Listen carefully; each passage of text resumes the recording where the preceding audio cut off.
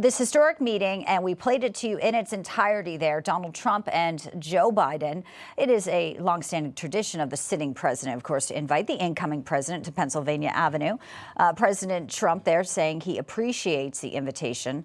And here's a bit of their exchange. Politics is tough, and it's in many cases not a very nice world, but it is a nice world today, and I appreciate very much a transition that's so smooth. It'll be as smooth as it can get, and I very much appreciate that, Joe. You're welcome. Let's break down the interaction, and she has watched it and is here to weigh in. Body language expert Tonya Reiman. She's also the author of The Power of Body Language, and pleased to also have with us Newsmax contributor Tom Borelli. So we are only allowed, the first few minutes, Tonya, and then it goes into, the pool cameras get pushed out.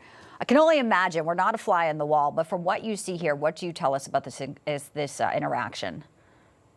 Well, the initial interaction was interesting. Of course, Biden, being the person who is, quote unquote, in his home, extends his hand first, so you expect that. Trump, however, still kind of lets Biden extend all the way in a sense of superiority. So Biden has to extend his arm all the way instead of, the two of them meeting in the middle. So there's kind of like a dual action fight going on there, but it's very under the lines.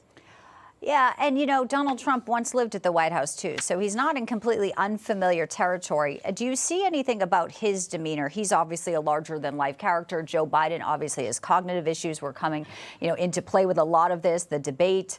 But you see Donald Trump there. Is there a sense of sort of an olive branch, sort of the way he's reacting to Joe Biden, someone he beat, and obviously this debate pushed him out of the race there, effectively ending his career in politics? Right. Yeah. So interestingly enough, so when the handshake is initiated, Trump actually takes his other arm and goes around his body, which is kind of like a self-hug. Oh. So you think, oh, that's insecurity. Yet, at the same time, once the handshake is finished, you see Trump is kind of doing a steeple position, but his fingers are fidgeting, again, insecurity.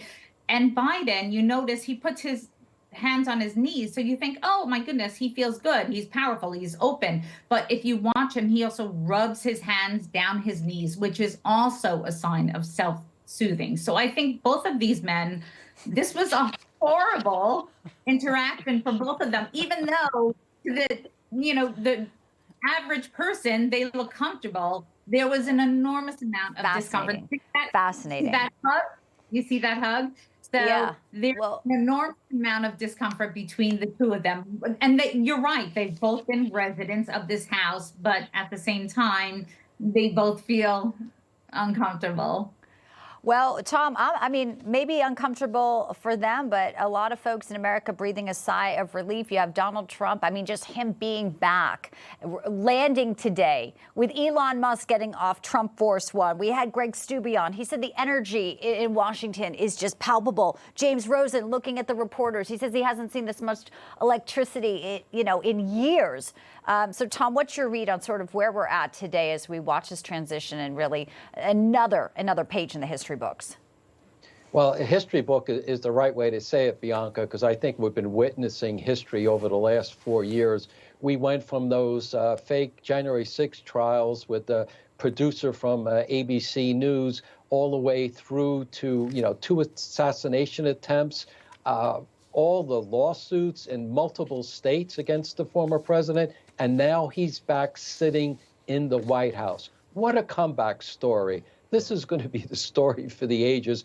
But you also mentioned the key words too, momentum. Trump is building on the momentum that he had when he came into the election and won with a great majority, but also he's carrying that momentum in through with all the appointments. He's commanding the complete news cycle. So again, I think Washington D.C. on a buzz, but I think the nation is also feeling it, if not the entire world. Well, it's fascinating to get sort of the body language read from an expert. So, Tonya, thank you very much. Things we wouldn't have picked up on, but now we can replay it and kind of look at it in a critical lens there. And Tom Borelli, always great to see you. Thank you both. Thank you.